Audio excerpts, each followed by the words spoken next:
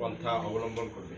প্রথমত হলো যে এই জুটের প্রশ্নে আমাদের পার্টির যে গত এপ্রিল মাসে সর্বভারতীয় সম্মেলন হলো, সেখানেই অফিসিয়ালি পাবলিকলি নীতিগতভাবে প্রকাশ করা হয়েছে যে ভারতীয় জনতা পার্টিকে হারানোর জন্য সমস্ত ধর্মনিরপেক্ষ এবং গণতান্ত্রিক শক্তিকে ঐক্যবদ্ধ হওয়ার জন্য আহ্বান জানানো হয়েছে,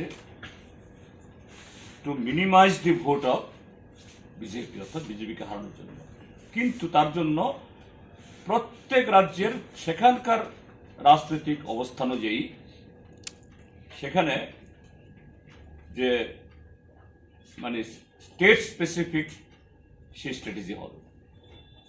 তো আমাদের রাজ্যের মধ্যেও আমরা বলছি যে বিজেপিকে হারাতে হবে, এখানে সমস্ত ধর্মনিরপেক্ষ এবং গণতান্ত্রিক শক্তি ঐক্যবদ্ধ হন। কিন্তু নির্বাচনী আতাতের ইলেকটোরাল অ্যালায়েন্সে যাওয়ার আগে আমাদের তার আগে আরেকটা প্রস্তুতি এটা নেওয়া দরকার। তা না হলে জনগণ আমাদেরকে ট্রাস্ট করবে না, বিশ্বাস করবে। সেটা হলো যে বিজেপি যে এই অগণতান্ত্রিক কার্যকলাপ, স্বৈরাচারী তাদের যে মনোভাব, সন্ত্রাস, রাজ্যে আইনের শাসন নেই, এটা এখন প্রথমত আমরা বলতাম, এখন সবাই বলছেন।